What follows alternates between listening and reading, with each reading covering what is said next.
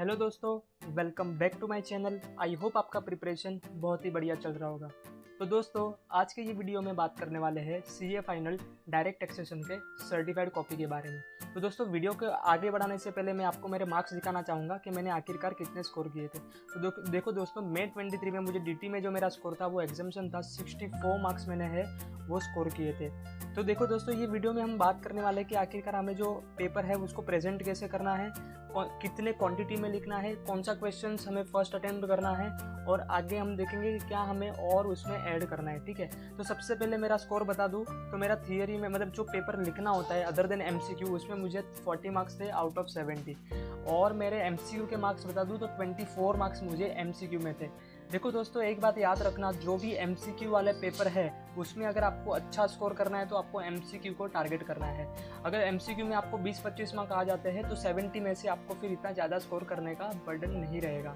तो सबसे पहले बता दूं, जो एमसीक्यू पूछे गए थे वो ऑलमोस्ट जो थे अमेंडमेंट से पूछे गए थे, और फॉर्चुनेटली मैंने अमेंडमेंट बहुत अच्छे से पढ़ के रखे थे तो एमसीक्यू बहुत ही स्मूथली गए थे। तो सबसे पहली बात याद रखनी है कि एमसीक्यू हमें बहुत ही अच्छी तरीके से अटेम्प्ट करने हैं, उसको प्रॉपर टाइम देके उसको कंप्लीट करना है। ठीक है, दूसरी बात बता दूं कि अगर आप ICAI का पेपर लिख रहे हो तो ऐसा कोई भी क्रोनोलॉजी नहीं है कि आपको पहले ये क्वेश्चन अटेम्प्ट करना है, पहले ये क्वेश्चन अटेम्प्ट करना है। हाँ, इतना ज़रूर कहूँगा कि अगर फॉर एग्जांपल आप क्वेश्चन नंबर 3 अटेम्प्ट कर रहे हो तो उसके जो सब क्वेश्चन है मतलब 3A, 3B, 3C उसको एक साथ अटेम्प्ट करना है। बट ऐसा कोई भी क्रोनोलॉजी नहीं है कि पहले आपको फर्स्ट क्वेश्चन ही सॉल्व करना है फिर सेकंड फिर थर्ड, ऐसा कोई नहीं है। तो देखो दोस्तों, मैं हमेशा क्या करता हूँ, जब भी मैं कोई फर्स्ट क्वेश्चन अटेम्प्ट करता हूँ तो मैं ट्राई करता हूँ जो एग्जामिनर है उसके माइंड में इम्पैक्ट डालने का। तो जो मुझे क्वेश्चन सबसे अच्छे से आता है वो मैं सबसे पहले अटेम्प्ट करता हूँ। तो सबसे पहले मैंने क्वेश्चन नंबर 4A अटेम्प्ट किया जो TDS TCS के रिलेटेड था। तो और एक बात कहना चाहूँगा, TDS TCS का जो वेटेज होता है सीए फाइनल में वो 10 to 12 मार्क्स का होता है। 8 मार्क्स का कंपलसरी क्वेश्चन होता है, 3-4 मार्क्स के एमसीक्यू कभी कभार इंस्टीट्यूट पूछ लेता है। तो आपको TDS TCS वाला चैप्टर्स बहुत ही अच्छे से करना है। तो सबसे पहले मैं आपको मेरा क्वेश्चन नंबर 4 का जो स्कोर बता दूँ। ठीक है, तो देखो मुझे 14 में से 10 मार्क्स आए थे। उसमें अगर मैं ये 4A वाला 4A1 तो उसमें मुझे देखो 3 में से 3 मार्क्स मिले हैं, 4A2 में से 3 में से 3 है, और 4A3 में 2 में से 2 है। तो ये सारे जो 3 क्वेश्चन है वो TDS TCS के रिलेटेड थे जो जिसमें मुझे आउट ऑफ मार्क मिले हैं। तो देखो यहाँ पे TDS TCS को आपको कैसे करना है, सबसे पहले आपको उसका प्रोविजंस लिखने हैं, फिर अगर उसका कोई एक्सेप्शन है तो वो एक्सेप्शन लिखना है, उसके बाद जो आपको क्वेश्चंस में दिया हुआ है वो लिखना है, एंड देन फाइनली आपको कंक्लूजन देना है जो हम हमेशा से करते आए। तो देखो मैंने ऐसे ही किया था, ये जो मैं पूरा डिटेल में नहीं बताऊंगा, ये फर्स्ट क्वेश्चन बता रहा हूँ। देखो सबसे पहले मैंने क्या किया, यहाँ पे प्रोविजन लिख दिया, उसके बाद हावेवर यानी कि ये एक्सेप्शन है, उसके बाद मैंने जो क्वेश्चन में दिया हुआ था वो मैंने लिखा है। यहाँ पे देखो कैलकुलेशन वगैरह मैंने अंडरलाइन की है, तो जो वो हाईलाइट करना बहुत ही ज़्यादा इंपॉर्टेंट फैक्टर हो जाता है। तो देखो मैंने यहाँ पे ऐसे मैंने बता दिया है, ये मेरा जो क्वेश्चन नंबर 4A1 था वो यहाँ पे डन हो चुका है, और मुझे स्टेप वाइज मार्किंग में 3 में से 3 मार्क्स मुझे इंस्टीट्यूट ने अलॉट किए हैं। अभी देखो दोस्तों, ये जो उसके बाद वाला जो 4A2 और 3 भी था ना, वो भी TCS TDS के रिलेटेड ही था, तो वो भी मैंने ऐसे ही अटेंड किया। सबसे पहले मैंने ये प्रोविज़न लिख दिया, देन क्वेश्चंस में जो भी लिखा है वो। और आप देखो ये क्वेश्चन जो 3 था 2 मार्क्स के लिए, उसमें मैंने ज़्यादा कुछ नहीं लिखा है, जितना एकदम शॉर्टली मैंने लिखा है जितना लिख सकता था। तो ऐसा कोई नहीं है कि 2-3 मार्क्स के लिए आपको पूरे पेज भरने हैं, आपको पता है, फिर भी मैं एक्सप्लेन कर दे रहा हूँ। ठीक है, ये तो क्वेश्चन नंबर 4 था TDS TCS के रिलेटेड।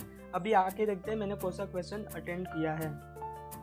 देखो 4B में बता दूँ तो 4B मेरा कुछ खास ऐसा अच्छे से मेरा परफॉर्मेंस नहीं था उसमें, और अगर ये बता दूँ तो ये आया था जो ट्रांसफ़र प्राइसिंग का, और ट्रांसफ़र प्राइसिंग का जो मेरा इंटरप्रिटेशन था वो गलत हो गया था। तो जो भी यहाँ पे जो मैंने कैलकुलेशन किया था, आप देखोगे मेरे 6 में से सिर्फ मुझे 2 मार्क्स दिए इंस्टीट्यूट ने, वो भी जो मैंने यहाँ पे लिखा है। देखो आपको ट्रांसफ़र प्राइसिंग का भी क्वेश्चन आएगा तो डायरेक्टली स्टार्ट नहीं करना है, पहले आपको बता देना है कि ट्रांसफ़र प्राइसिंग का जो प्रोविज़न है वो क्यों हो रहा है, मतलब जो भी उसमें कि 90% से ज़्यादा रॉ मटेरियल सप्लाई कर रहा है इसके लिए ये दोनों है, या फिर board of directors more than half यहाँ पे अपॉइंट कर रहे हैं इसके लिए, तो आपको ये सब लिखना है, उसके भी मार्क्स होते हैं। तो देखो मेरे कैलकुलेशन गलत हो गए, लेकिन मैंने प्रोविज़न लिखा, उसके लिए मुझे 2 मार्क्स दे दिए हैं इंस्टीट्यूट ने।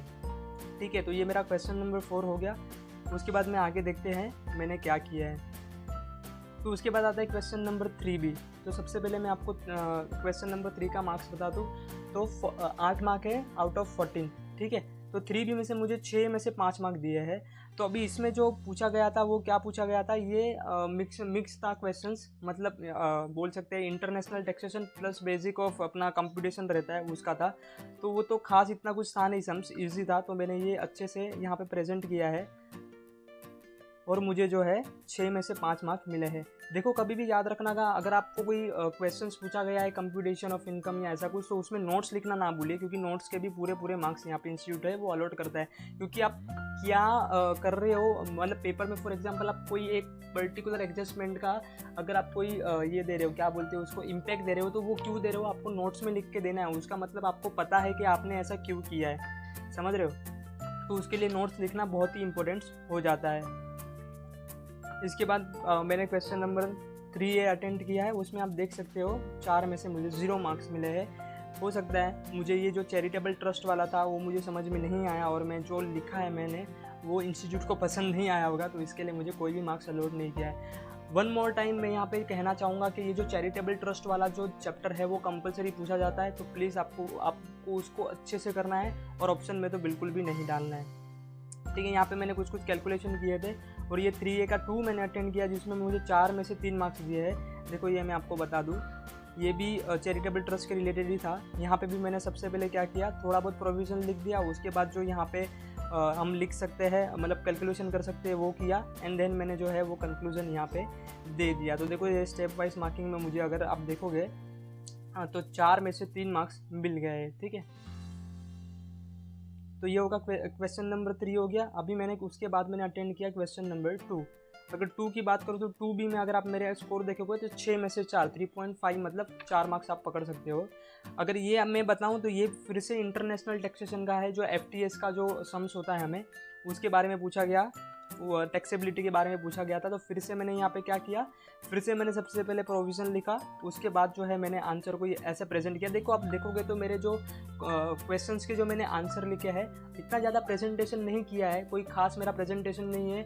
इवन मेरा जो हैंड राइटिंग है वो भी इतना अच्छा नहीं है, हाँ रीडेबल है, इतना ही आपको लिखना है। तो आप ज़्यादा से ज़्यादा कोशिश करो कि आपका पेपर पूरा कंप्लीट हो। अगर पेपर कंप्लीट होगा तो chances of getting examination is much more higher. तो आपको क्या करना है, प्रेजेंटेशन पे कम ध्यान देना है और पेपर कंप्लीशन पे ज़्यादा फोकस करना है। तो देखो मैंने यहाँ पे कैसे फटाफट जो है आप देख सकते हो गाय में लिखा है, लेकिन पेपर कंप्लीट जरूर हुआ है मेरा।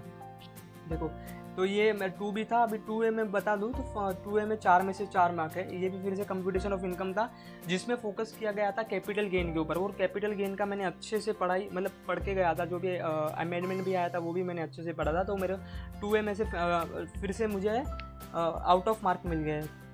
तो देखो ये मैंने अच्छे से प्रेजेंट करके फिर से मैं यहाँ पे बता दूँ, देखो ये नोट्स में भी टिक किया, मतलब इसके भी मार्क्स होते हैं। इसमें सेट ऑफ और कैरी फॉरवर्ड्स के भी बहुत सारे प्रोविज़न पूछे थे इंस्टीट्यूट ने, वो भी मैंने अच्छे से कवर किए। देखो ये मैंने सब जो है वो नोट्स लिखे थे। उसके बाद अगर मैं 2A बताऊँ तो ये 4 में से 1 ही मार्क्स मिला है मुझे।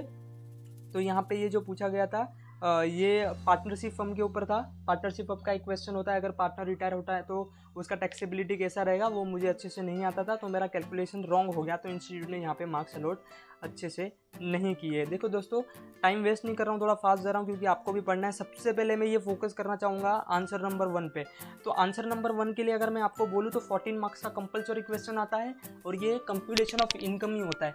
तो उसके लिए मैंने बहुत ही बढ़िया एक वीडियो डाला है, टोटल एडजस्टमेंट मैंने वहाँ पे कवर किए। टोटल मतलब 80% मैंने कवर किए, क्योंकि सब एक साथ एग्जाम डे पे कवर करना बहुत ही मुश्किल हो जाता है। तो अगर आप वीडियो को 2-3 बार देखोगे एडजस्टमेंट वाले जो वीडियो है कि आपको कौन से एडजस्टमेंट अच्छे से पढ़ के जाने हैं, तो वो आपको वहाँ पे मिल जाएगा। तो मैंने बहुत ही अच्छे से ये वीडियो मैंने खुद के लिए भी बनाया था, तो मैंने सोचा क्यों ना यूट्यूब पे अपलोड किया जाए। और अगर आप मेरा क्वेश्चन 1 का स्कोर देखेंगे तो मुझे आया है 1 मिनट 14 मार्क का जो कंपलसरी क्वेश्चन होता है उसमें मुझे 11 मार्क्स मिले हैं।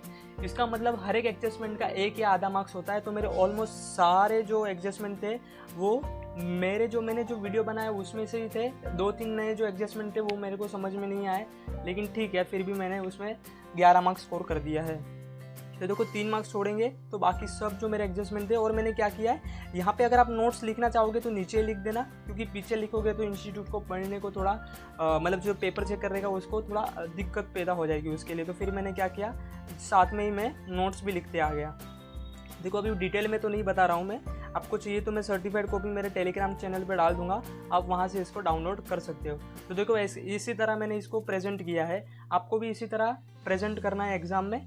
और लास्ट क्वेश्चन मैंने अटेंड किया था, जो क्वेश्चन नंबर 5 था मुझे अच्छे से नहीं आता था। तो एक बात और मैं बता दूं, अगर आपको अच्छे से नहीं आता है जो क्वेश्चंस, लेकिन अगर उसके बारे में कुछ भी पता हो तो उसको छोड़ना नहीं है, उसको कंपलसरी लिख के आना है। तो देखो क्वेश्चन नंबर 5 की बात करूँ तो 14 में से मुझे सिर्फ 2 मार्क्स मिले। अगर मैं इसको ओमिट कर देता या उसको ऑप्शनल में छोड़ देता तो मुझे 2 मार्क्स भी नहीं मिलते, और एक एक मार्क्स की बहुत ही कीमत होती है, वो तो आपको पता ही है। तो देखो यहाँ पे मुझे 14 में से सिर्फ 2 मार्क्स मिले हैं, तो लेकिन मैंने छोड़ा नहीं, क्वेश्चन जो भी मुझे आता था मैंने यहाँ पे लिख के छोड़ा है, ठीक है। तो ये 5B में भी मैंने कुछ ना कुछ लिखा था, मतलब एक भी क्वेश्चन मैंने छोड़ा नहीं है, जो मेरे को समझ रहा था वो मैंने लिखा है। तो देखो इसी तरह आप प्रेजेंट करना है, आपको ज़्यादा प्रेजेंटेशन पे फोकस नहीं करना है, पेपर कंप्लीशन पे फोकस करना है। मेन जो चैप्टर है TDS हो गया, फिर ये अपना ट्रस्ट वाला चैप्टर हो गया, ट्रांसफर प्राइसिंग वाला हो गया, DTAA हो गया, इक्वलाइजेशन ऑफ लेवी हो गया, ये सब चैप्टर पे आपको ज़्यादा फोकस करना है। और कंप्यूटेशन ऑफ इनकम जो 14 मार्क्स के लिए आता है, उसके सारे एडजस्टमेंट का वीडियो आपको मेरे चैनल पर मिल जाएगा, वो भी आपको नहीं छोड़ना है, ठीक है दोस्तों। बाय बाय, टेक केयर, आज के लिए इतना ही।